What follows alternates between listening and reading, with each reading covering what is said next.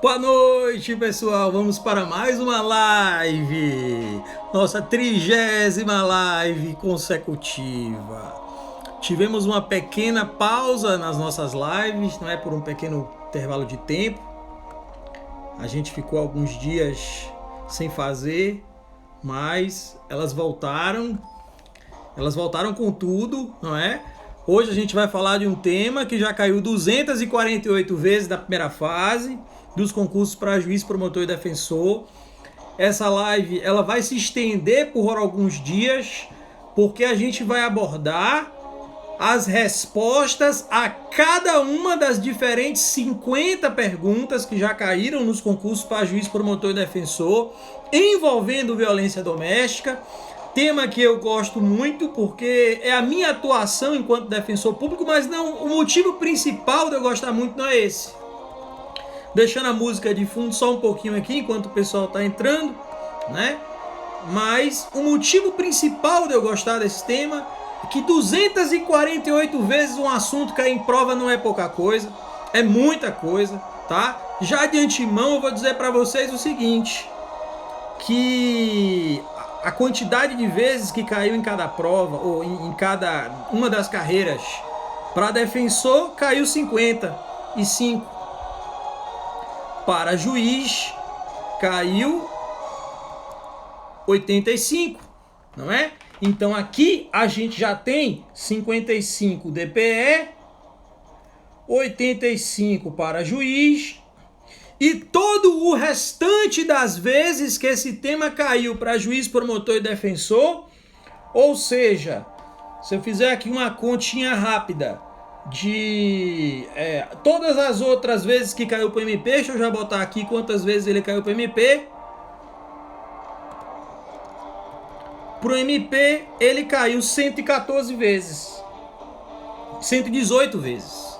Então, 118 vezes esse assunto foi cobrado para o Ministério Público na primeira fase. Ele caiu 85 vezes em prova da magistratura, ele caiu 55 vezes para a defensoria. Se você quer ser promotor, meu amigo, não tem condições de você ser promotor de justiça sem entender a fundo a lei de violência doméstica. Então, vamos pegando tópico por tópico, certo?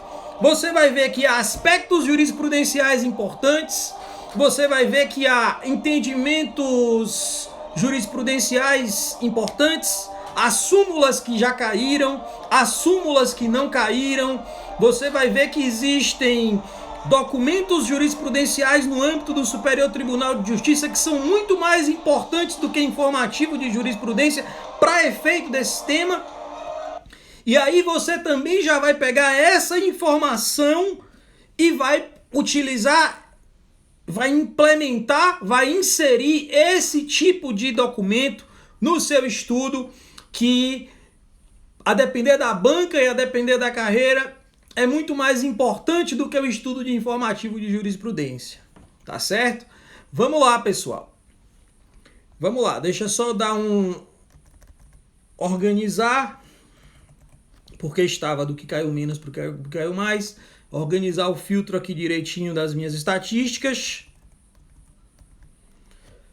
Vamos lá, pessoal, vamos lá, vamos começar já quente. Vamos começar com a pergunta em que a resposta dela sozinha já foi cobrada 23 vezes na primeira fase, certo? Dos concursos para juiz, promotor e defensor envolvendo a lei de violência doméstica. E a pergunta que eu vou fazer para vocês é a seguinte, tá? Não fique tímido, eu vou dar tempo para que você responda, para que você coloque sua opinião, tá? Não se preocupe se você vai acertar, se você vai errar. A live vai ficar salva por 24 horas, mas as pessoas não ficam vendo, será que fulano acertou, será que fulano errou, tá?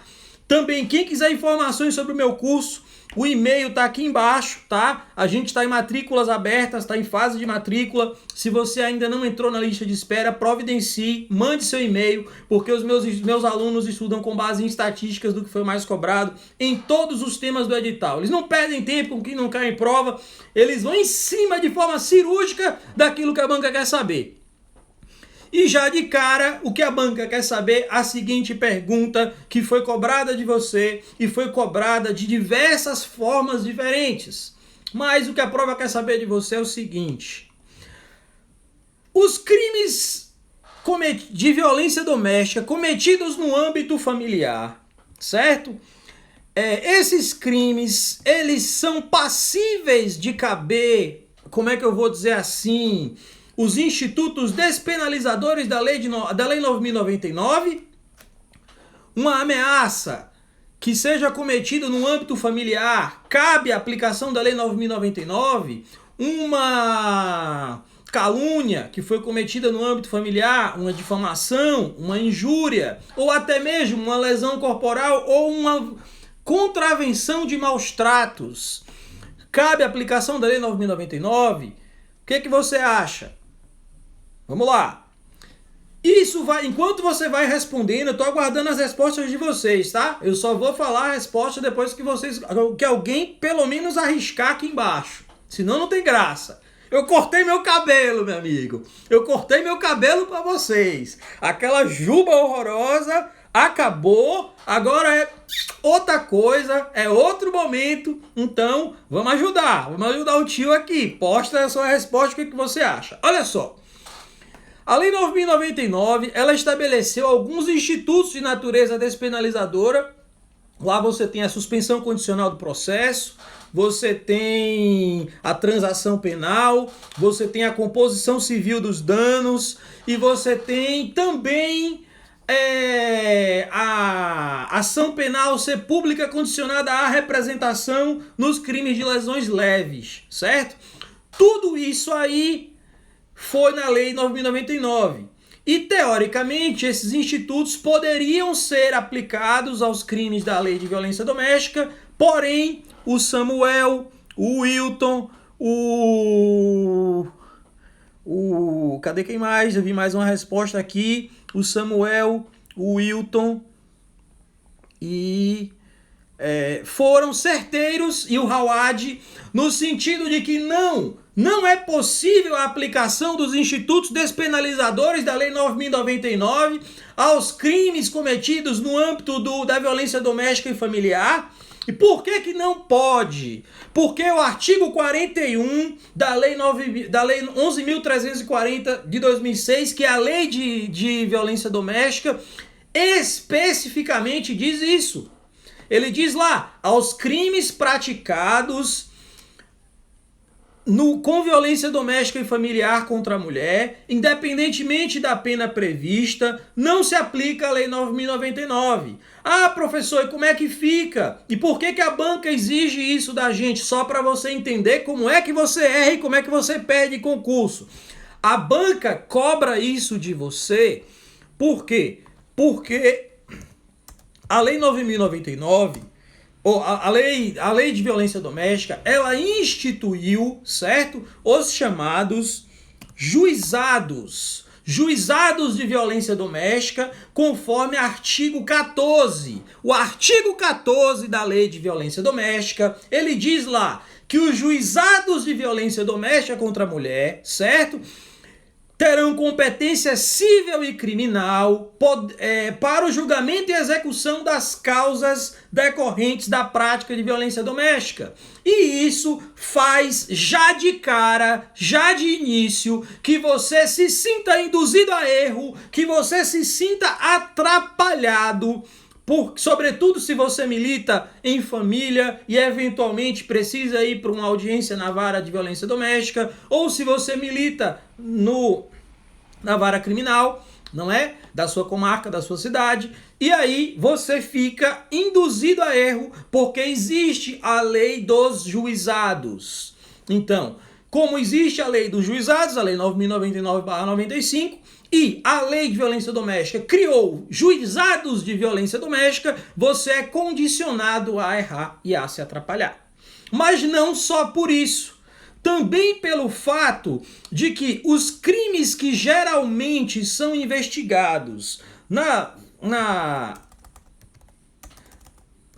nos juizados de violência doméstica, vamos assim dizer, eles são crimes que, em razão da pena cominada em abstrato, teoricamente, eles seriam crimes que estariam dentro, vamos assim dizer, da descrição ou da configuração ou da conceituação dos crimes de menor potencial ofensivo, que inicialmente foi dado pela Lei 9.099 de 95 e posteriormente foi dado, ampliado, vamos assim dizer, pela Lei dos Juizados Especiais Federais. Por que isso? Olha só, o crime de ameaça, um crime de ameaça que não seja cometido no âmbito da violência doméstica e familiar, ele tramita perante o juizado. Um crime de calúnia, um crime de difamação, deixa eu só conferir aqui porque eu não, só para ver se um crime de calúnia, um crime de difamação, um crime de injúria, certo? Todos esses crimes tramitam pelo juizado. Uma contravenção penal de vias de fato tramita pelo juizado, quando não há violência doméstica cometida no âmbito familiar, certo? Ah, professor, calúnia, violência, a gente vai chegar lá daqui a pouco. O Samuel falou que pode até haver composição civil, certo? Mas a composição civil necessariamente não vai implicar em renúncia ao direito de representação. Isso mesmo. Pode haver composição civil. E por que pode haver composição civil? E qual é a natureza ou o que significa composição civil em um crime de violência doméstica, pessoal? Olha só, a composição civil num crime de violência doméstica, ela está relacionada com a competência híbrida que a vara de violência doméstica tem. Aqui na Bahia não são juizados, são varas, então é mais difícil a pessoa ser induzida a erro com base em nomenclatura, certo? Por conta do que a resolução do CNJ criou a chamada Justiça pela Paz em Casa, onde você tem audiências de conciliação em sede do processo de medida protetiva de urgência para tratar de questões relacionadas a alimentos, a guarda, e nessas audiências também se discute eventual reparação do dano que possa ser causado à vítima, tá certo? Mas não é, vamos assim dizer, não vai ter os efeitos que uma composição civil causa lá no juizado, tendo em vista que o artigo 41 da Lei de Violência Doméstica, ele expressamente diz que não se aplica à lei de violência doméstica os procedimentos da Lei 9.099, artigo 41 da lei, conforme eu falei para vocês. Anote o artigo 41 da Lei de Violência Doméstica, ele caiu 23 vezes na primeira fase, certo? Dessas 23 vezes, 9 foram para a Defensoria, 7 foram para a Magistratura e 7 foram para o MP. 23, exatamente. Quando foi que isso caiu mais recente? Isso caiu na prova para promotor de justiça do MP do Ceará 2020 em 3 alternativas, caiu para defensor de Minas 2019, caiu para promotor do MP Santa Catarina 2019. Não vou citar 23 provas para vocês, tá? Mas as provas mais recentes, 2020 e 2019, foram essas. Vamos lá. Agora, um segundo dispositivo que sozinho... Aliás, eu vou inverter. Eu já falei o principal, agora eu vou para uma coisa que não caiu tanto assim. Vou inverter a ordem. Vou descer aqui, deixa eu escolher alguma coisa. Vamos lá, já escolhi. Vamos lá. Não vou ficar subindo e descendo, só vou me perder. Vamos lá. Pessoal, quais são as formas de violência doméstica contra a mulher? O que vem a ser violência doméstica para efeitos punitivos? O que vem a ser violência doméstica para que a gente tenha a possibilidade de alguém vir a responder e de a gente ter a aplicação da Lei 11.340 de 2006. É só a agressão física? É só a agressão sexual, como por exemplo no caso do estupro?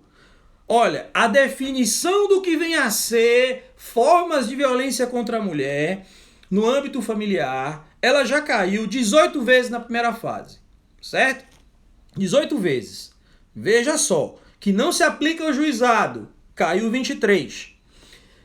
Quais são as formas de violência contra a mulher? Caiu 18. Então, quais são as formas de violência contra a mulher? Estou aqui aguardando, muito bem, o Manuel já colocou ali, o cara tá afiado. Violência física, violência moral, violência psicológica, violência patrimonial e violência sexual. Beleza. O que você precisa tomar mais atenção para você não se atrapalhar? Muito bem, artigo 7º, Samuel também tá afiado. O que você precisa se ficar ligado para você não cair na pegadinha? Você precisa ter a noção do que é, de todas essas formas de violência, qual é a mais fácil de errar em prova? É a violência moral. Certo? Violência moral. Por quê? Porque a violência moral, ela expressamente diz que a violência moral é entendida como qualquer conduta que configure calúnia, difamação ou injúria. Isso está no artigo 7º, inciso 5º da lei. Certo? Só que uma violência de natureza psicológica, vamos assim dizer, deixa eu reformular. Só que uma injúria, uma calúnia, uma difamação, ela gera também repercussões ou danos de natureza psicológica. Então, tendo em vista que uma calúnia, uma injúria, uma difamação, ela também causa sofrimento psicológico, certo? Você pode ser induzido na sua prova a marcar errado. A prova pode colocar um caso de calúnia, um caso de injúria, um caso de difamação e afirmar que, tendo em vista que aquilo causou intenso sofrimento psicológico, aquilo constitui violência psicológica. Alternativa falsa, você acabou de perder de graça uma prova só porque você foi pelo senso comum e você não sabia o decoreba da lei, tá certo? Exemplo de violência patrimonial. O que é violência patrimonial?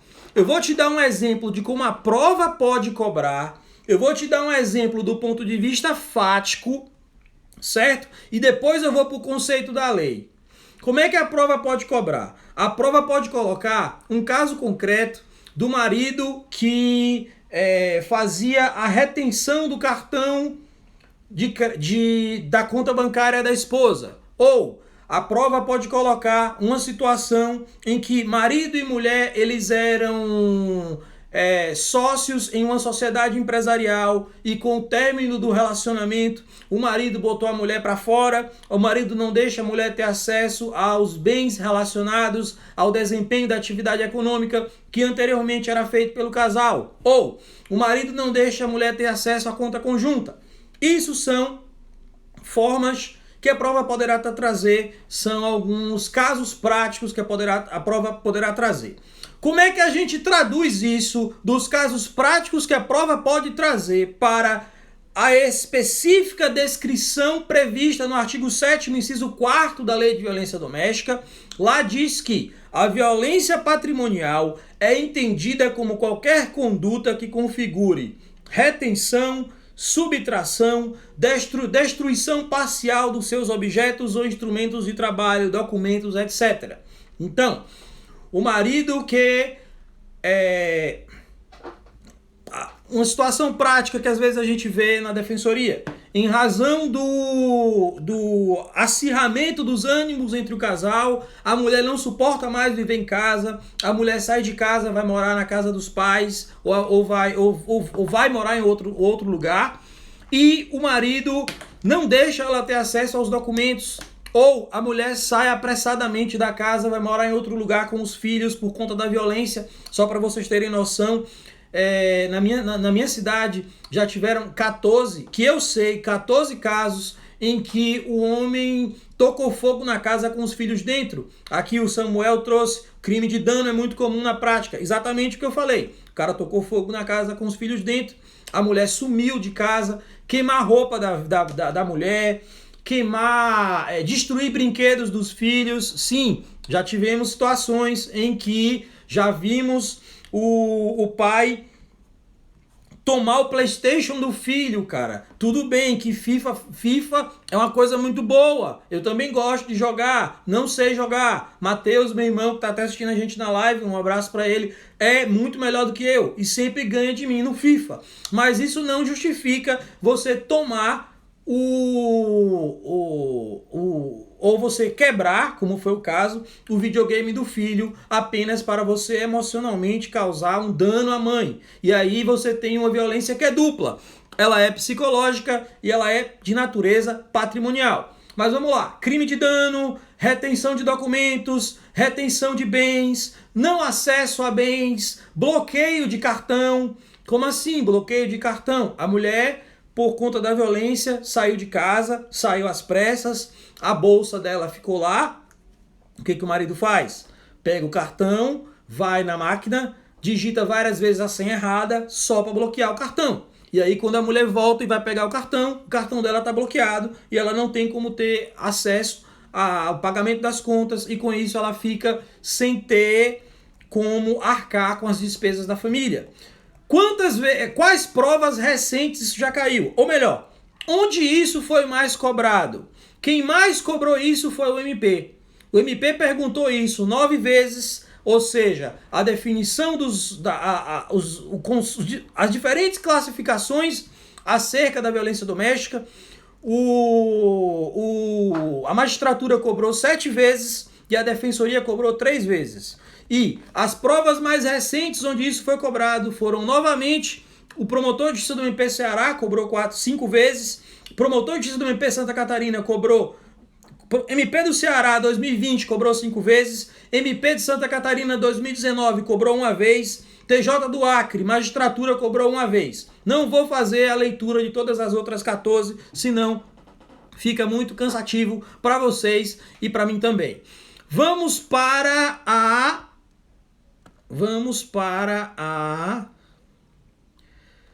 terceira coisa mais cobrada. Olha só, galera. Eu tô tocando o barco.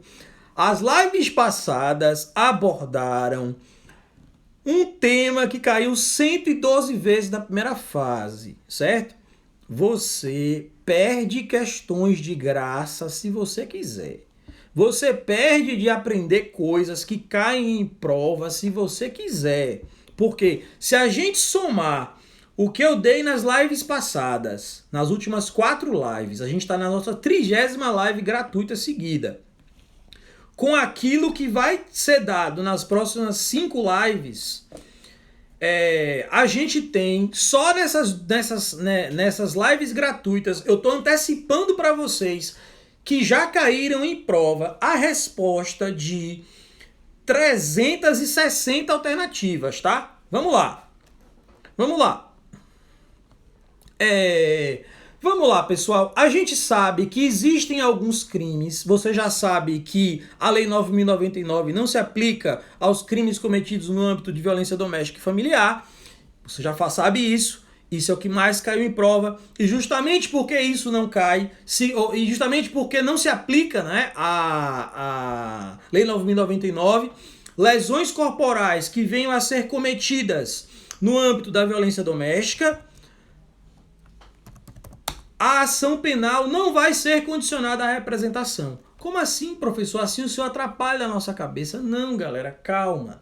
A lesão corporal de natureza leve, certo? Ou a lesão corporal de natureza leve e a lesão corporal de natureza culposa, elas têm ação penal condicionada à representação da vítima em razão do que expressamente estabelece a Lei 9.099. Isso não está previsto no Código Penal.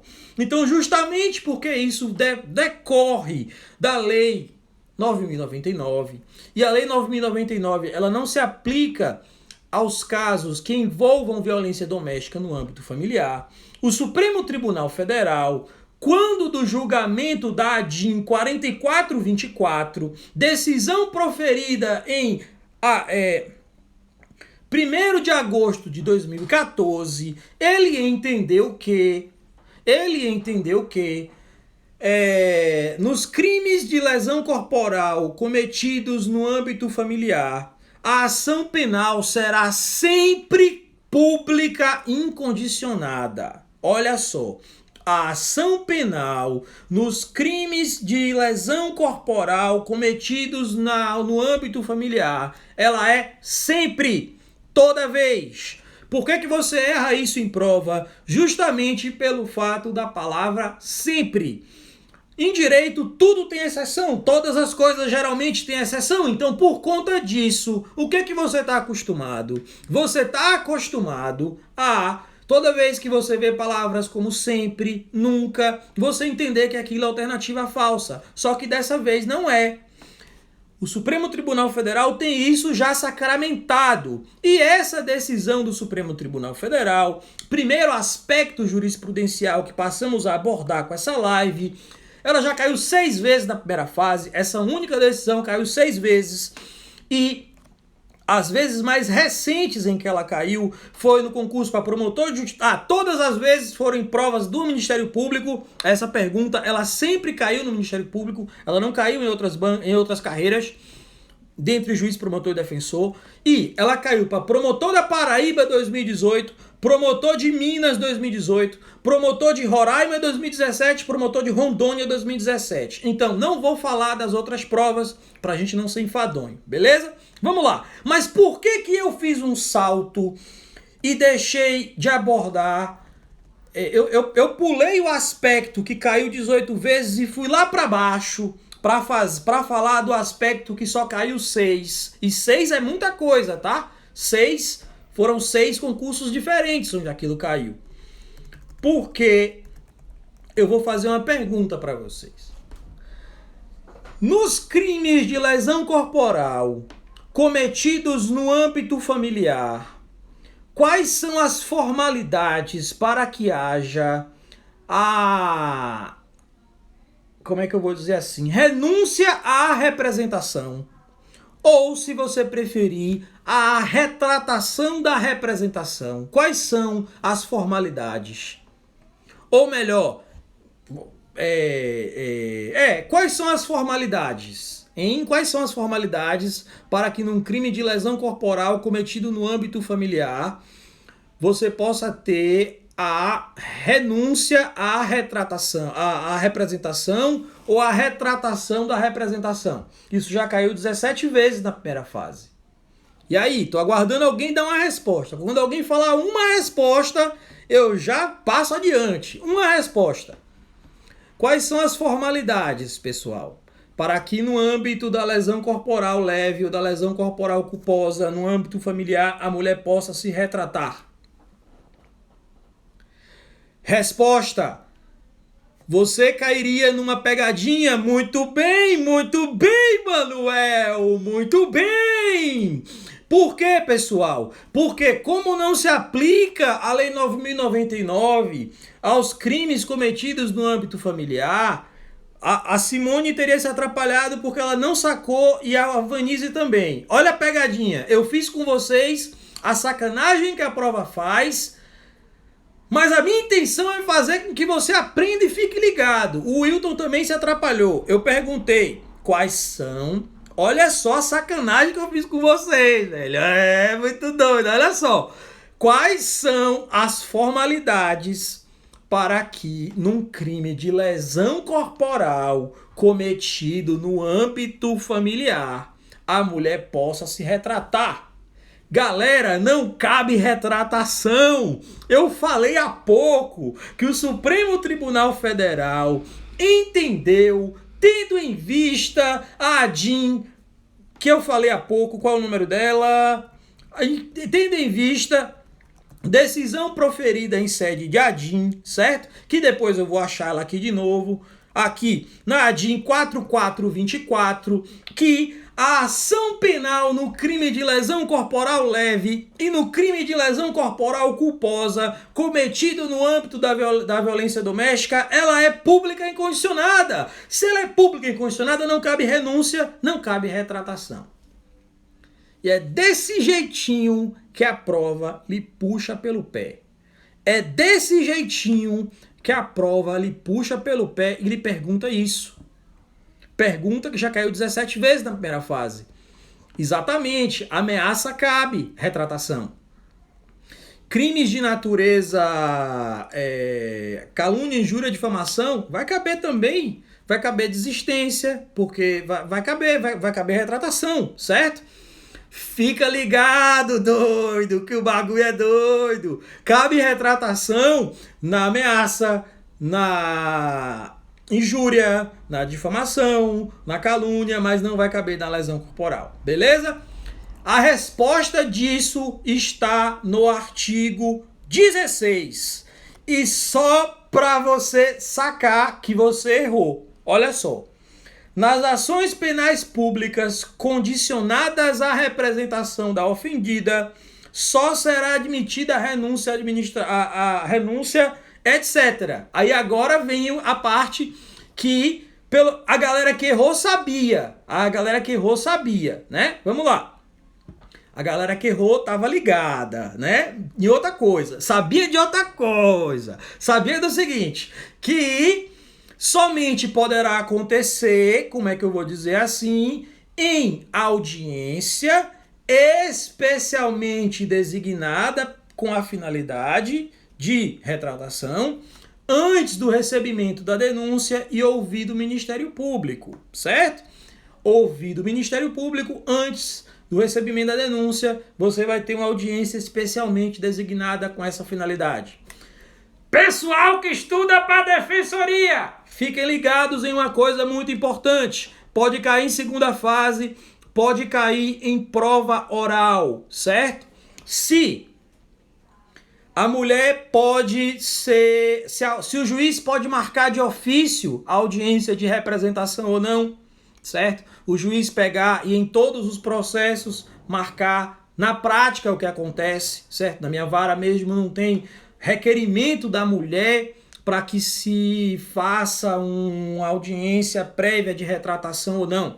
E aí pode ser perguntado para você o seguinte, se isso não constitui uma nova violência contra a mulher, uma violência de natureza institucional, certo? Pode ser perguntado para você em uma prova de defensoria. Pode ser perguntado para você também em razão de existirem muitos trabalhos de defensorias e, inclusive, você tem recomendações da ANADEP, você tem recomendações que são quase que súmulas de natureza doutrinária para nós, do CONDEG, você tem também das corregedorias, das defensorias, no sentido de que a mulher não pode ser compelida, a mulher não pode ser obrigada a participar de uma audiência de renúncia, certo? E que a mulher não pode ser compelida nem obrigada a participar de uma audiência de conciliação. Isso tá lá? Tá também. Por que audiência de conciliação? Como assim? Como assim? Eu olhei a lei inteira e não tem audiência de conciliação lá. Mas o CNJ criou uma audiência de conciliação no chamada Semana da Paz em Casa, que não virou só uma semana, acabou sendo instituída para todos os processos, para se tentar conciliação em sede de medida protetiva, ou seja, ouvir as partes e a mulher dizer se a medida protetiva ela tem interesse ou não, certo? Olha que eu vou fazer uma outra pergunta que o cara poderia lhe puxar o pé. Olha só. Olha só, olha só. Vamos começar a brincadeira. Digamos que o seu examinador na prova oral terminou de lhe perguntar, ele acabou de lhe perguntar essa pergunta que eu fiz. Candidato, cabe renúncia da representação no crime de lesão corporal? Aí você vira e fala, não cabe, por conta do artigo 16, assim assado, lesão corporal, ela no âmbito familiar não se aplica a lei 9.099 e tal, e tal, e tal. Aí ele vira para você e pergunta assim, ué, então se não cabe a renúncia da retratação, a mulher também não pode renunciar da medida protetiva, né? Não cabe renúncia da retratação em medida protetiva em sede de audiência. Concorda? Cara, se você responder concorda, você pisou na casca de banana que o cara botou para você de propósito, só para você errar. Certo? Por quê? Porque Ali, no artigo 16, a gente tem a vedação de renúncia, a vedação de retratação, certo?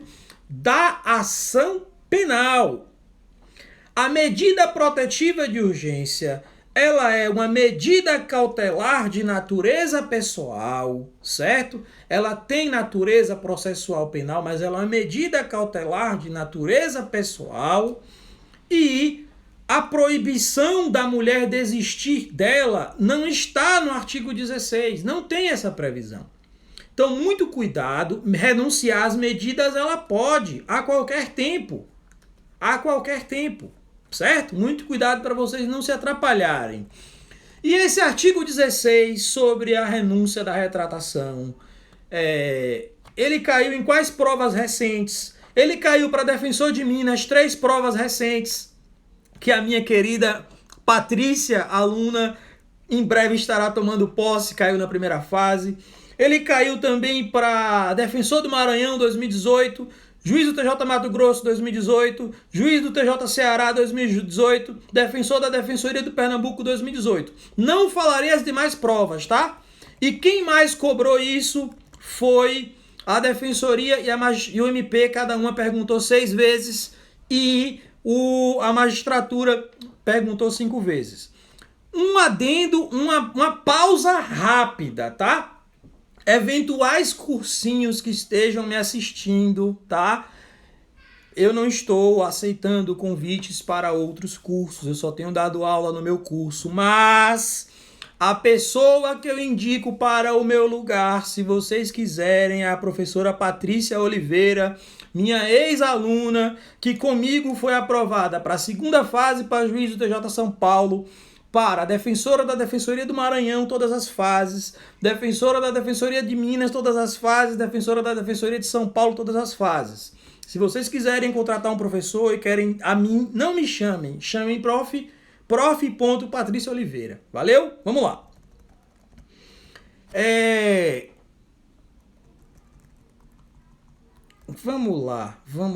Vamos lá. Eu vou pular um item e vou para o seguinte. Vamos lá. Pessoal, olha só. Isso aqui é muito importante que eu vou fazer essa pergunta para vocês agora, tá? Olha só. Lembram do artigo 44 do Código Penal? O artigo 44 do Código Penal, ele despenca em prova. Ele está relacionado com as penas restritivas de direitos, não é? E, ao tratar das penas restritivas de direitos, um dos requisitos para o cabimento das penas restritivas de direitos, cuidado, tá? Cuidado com as minhas perguntas, porque eu sou diabólico. Eu tô aqui para fazer você errar. Você vai errar agora para não errar depois, tá certo? Fica ligado. Um dos requisitos das medidas para aplicação de penas restritivas de direitos é que o crime não tenha sido cometido com violência ou grave ameaça à pessoa. Beleza? Beleza. Violência física. Mas, no âmbito da violência doméstica, a gente tem o crime de ameaça, a gente tem o crime de dano, que pode ser uma violência patrimonial, a gente tem o crime de injúria, de difamação, de calúnia, a gente tem os crimes cometidos, os crimes sexuais cometidos por meio de internet, que não tem violência, certo?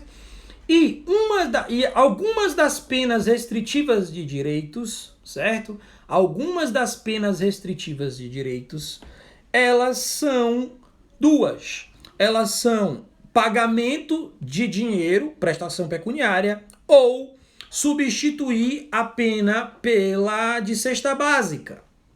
E aí eu pergunto para vocês, na lesão corporal a gente já sabe que não vai caber. Por quê? Porque essas são penas restritivas de direitos, penas alternativas. E lá no 44 expressamente já fala que não cabe no crime cometido com violência e grave ameaça à pessoa.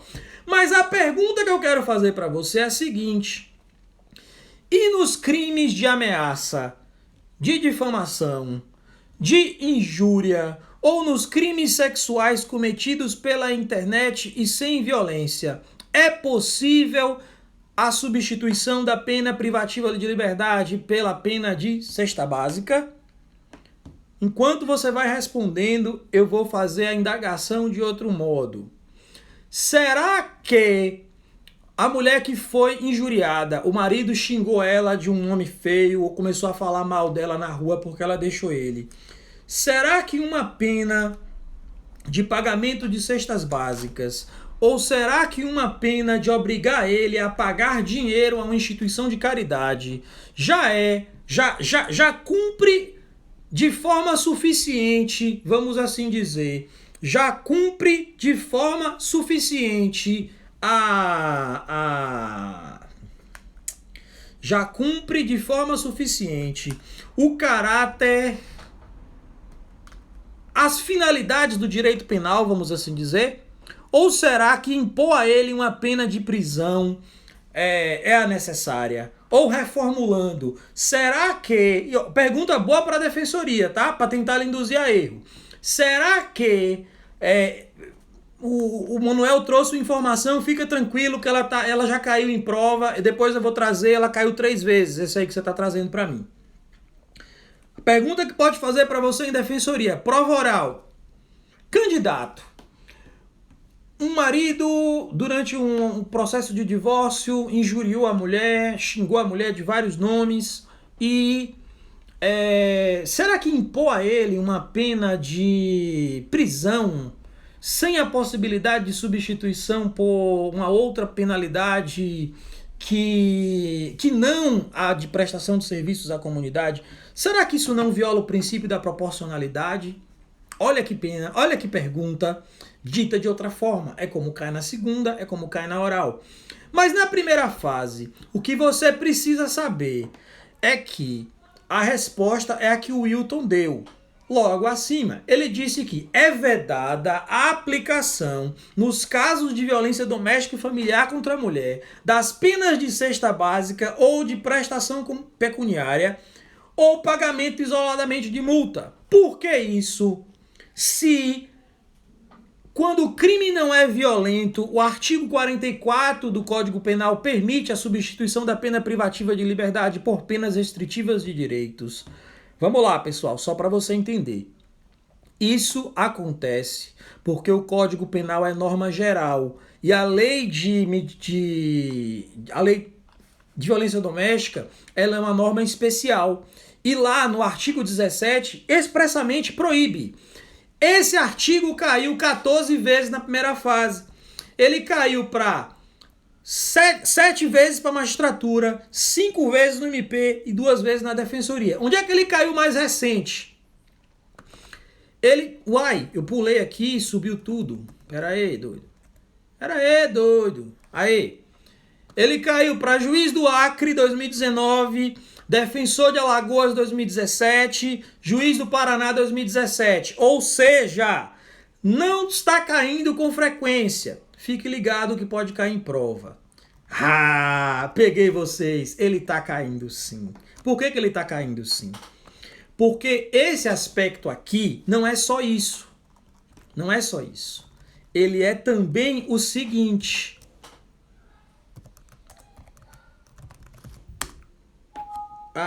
Peraí. 2 segundos. Ele é também o seguinte, ele tem 2 coisitas. Aqui. Peraí. Rapidito. 2 segundos. O cara cria os filtros, as planilhas e se atrapalha todo depois. Vamos lá. Vamos seguir adiante. Na próxima live eu trago de volta, tá? Vamos seguindo, senão a gente se atrapalha. Uai. Cadê, doido? Aqui. Vamos lá, pessoal. Vamos lá. Olha só. Esse próximo artigo, ele caiu 13 vezes na primeira fase, certo? Quem mais perguntou isso foi a magistratura. Caiu 9 vezes na magistratura, caiu 1 só no MP e 3 na defensoria. Por que a magistratura perguntou isso? No final eu vou explicar para você. Olha só isso. Olha só. Se acontecer violência doméstica no âmbito familiar, certo? Poxa! Cadê o negócio aqui, doido? Ixi. Pera aí. Agora foi. Agora foi. Eu, de vez em quando eu passo vergonha que eu apanho pro computador. Mas vamos lá. Agora vai. Vamos lá. Quais são as medidas protetivas que o juiz pode aplicar para o acusado? Quais são as medidas que ele pode aplicar uma vez havendo a medida, uma vez acontecendo violência doméstica no âmbito familiar? O que você precisa entender, certo? O que você precisa entender é o seguinte. O artigo 22 da Lei de Violência Doméstica, ele traz 7 incisos. Só que dentro desses 7 incisos, você tem 3 alíneas. Então você teria 10 diferentes medidas protetivas para o agressor, certo? Vamos assim dizer. Você teria 10. Só que você precisa saber, e isso está no parágrafo 1º, e o parágrafo 1º nunca caiu em primeira fase, é que as medidas protetivas de urgência descritas no artigo 22 da Lei de Violência Doméstica não são taxativas. Elas não são um rol fechado. Elas são um rol meramente exemplificativo. Então, o juiz, ele pode vir a adotar outras. Ele pode adotar outras. Como é que a prova pode lhe atrapalhar e lhe induzir a erro? Se ela cobrar isso na segunda fase cai. Se ela cobrar isso na prova oral cai. Ela pode misturar teoria geral do processo.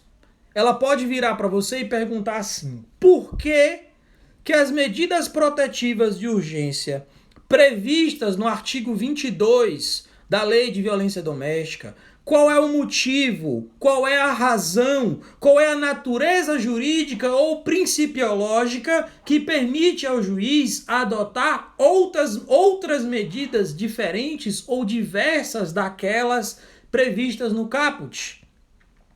Porque o juiz, ele tem uma coisa chamada o poder geral de cautela.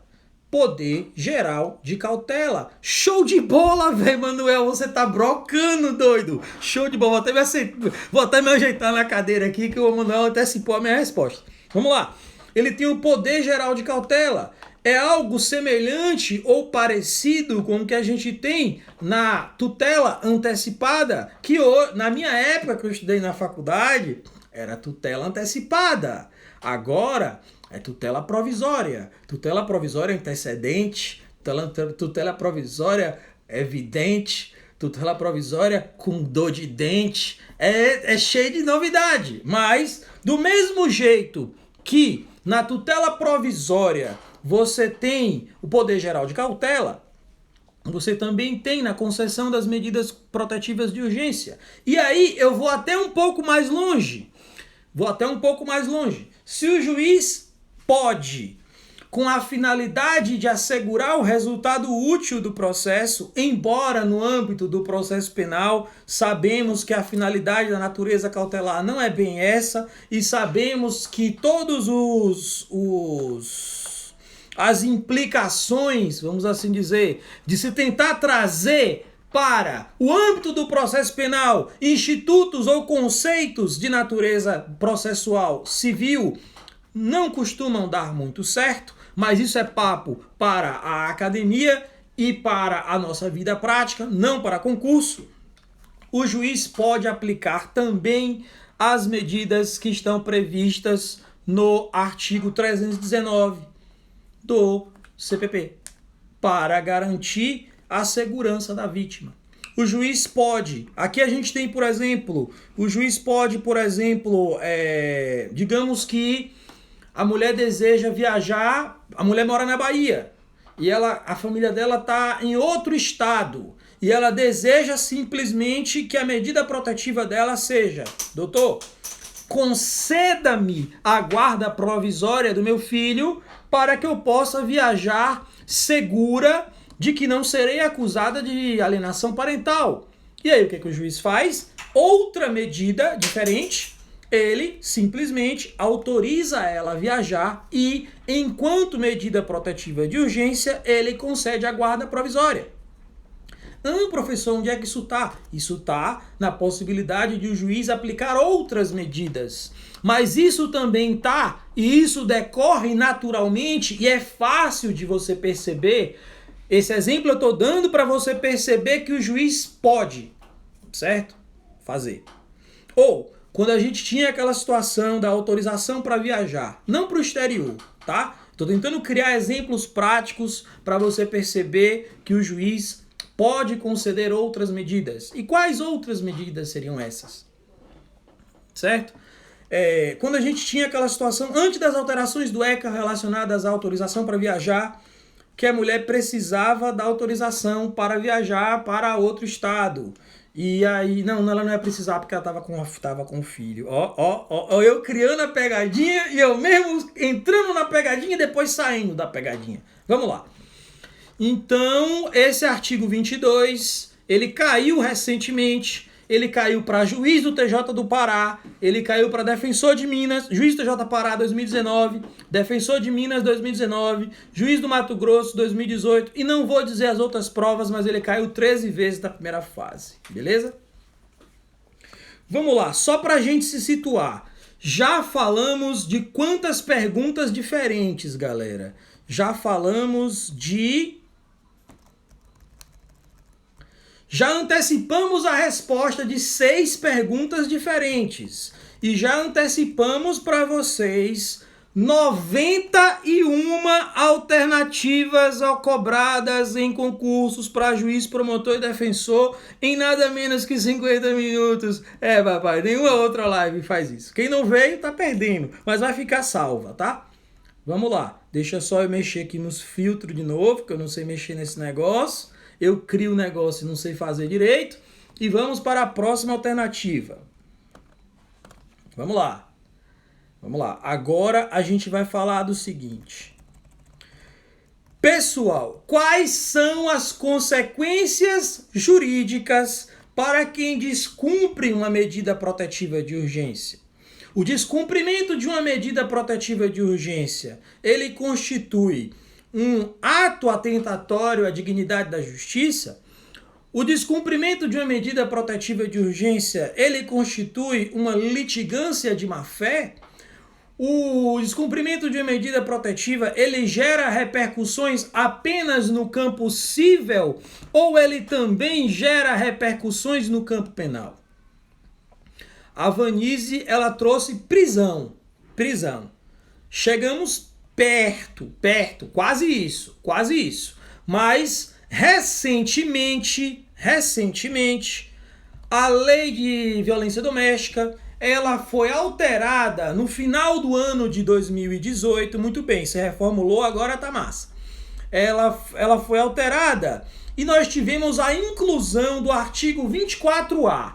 O artigo 24A, ele diz expressamente que o descumprimento da decisão judicial que concede medidas protetivas de urgência, ele constitui crime de descumprimento, certo?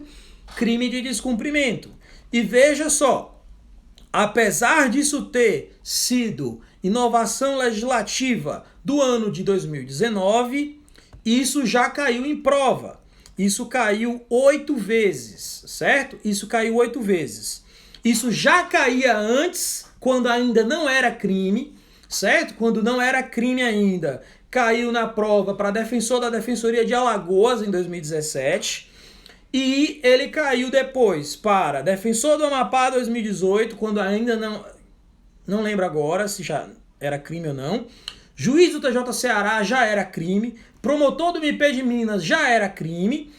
E Juiz Bahia 2 vezes e promotor do MP São Paulo 2 vezes. Para que eu estou fazendo isso? Se geralmente eu não desço a detalhes de quais são as provas. Porque aqui a gente tem um dado importante, tá? Deixa eu só ver aqui uma coisinha e aí a gente vai ser mais específico.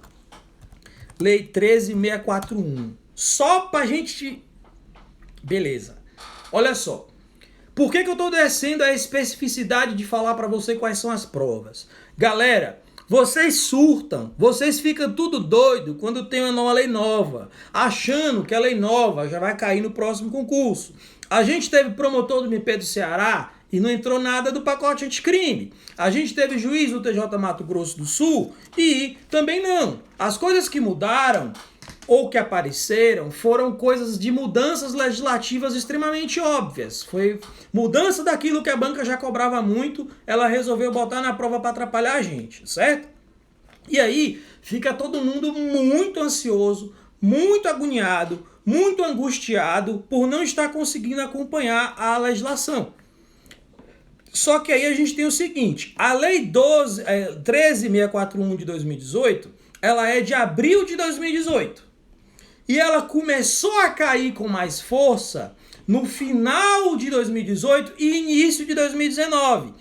3 das provas onde ela caiu já foram em 2019. Promotor do MP São Paulo 2019, juiz do TJ Bahia 2019, que aconteceu já depois do Carnaval de 2019, promotor de Minas 2018, ela já caiu também, já foi depois ali, mas ela passou a cair mais, certo? Porque ela caiu 7 vezes. Uma vez foi quando não existia o crime ainda, então vamos botar 6 vezes. Das 6 vezes em que ela caiu, 4 foram bem distantes da vigência da lei. Então, não fica desesperado, feito doido, porque teve inovação legislativa. Porque a inovação legislativa, ela demora um pouquinho para cair, tá certo? É isso que eu quero falar para você em relação a isso. E essa é a dica não só em relação a isso, é em relação também a outras coisas. Eu quero que vocês fiquem ligados e... tem uma outra inovação que já caiu em prova, a questão da impossibilidade do delegado conceder fiança. Eu vou falar isso, já caiu também, certo? É a outra inovação que caiu. E a outra inovação que caiu está relacionada à competência no âmbito civil, certo? Já caía antes e voltou a cair. Mas a da fiança também são as inovações que passaram a cair. Mas teve muito mais inovações. Teve inovações sobre sobre cirurgia plástica reparadora, sobre custeio de assistência médica, advocatícia, etc., do agressor para a vítima, sobre a necessidade sobre a obrigatoriedade dos filhos serem matriculados na mesma escola, suspensão de porte de arma, um monte de coisa. Mas dentre todas as inovações que tivemos na lei de violência doméstica, essas 2 passaram a cair. E tipo assim, só para você entender, inovação legislativa cai na sua prova, em média, de 6 a 7 meses depois. Eu posso falar isso para você sem medo de errar. 6 a 7 meses depois. Então, se preocupe não com a lei de ontem, se preocupe com a lei de 6, 7 meses atrás, tá certo? Essa nossa live, nós conseguimos antecipar para vocês nada mais, nada menos que 7 perguntas. Essas 7 perguntas, elas já caíram 98 vezes na primeira fase. Subirei essa live para o YouTube e ela vai ficar salva por 24 horas. O que vocês precisam saber, e esse e-mail que está aqui embaixo, é porque o meu curso está com matrículas abertas. A nossa turma de maio, ela vai começar. São só 20 a 25 pessoas. Quem quer estudar todos os assuntos do edital, com base em estatística do que é mais cobrado, e estudar só o que cai, e não ficar perdendo tempo, lendo um monte de coisa que a banca não vai lhe perguntar, certo? Manda um e-mail pra gente. É para todas as carreiras? Não, é só para as carreiras de juiz, promotor e defensor. É um curso de primeira fase, onde de bônus, olha que negócio doido, ninguém faz isso, só eu faço isso, viu? É um curso de primeira fase, onde de bônus eu acompanho o meu aluno na segunda fase na prova oral, quantas vezes ele for para a segunda fase ou para a prova oral, até 2 anos após o término do contrato. Valeu? Beijo! Até amanhã!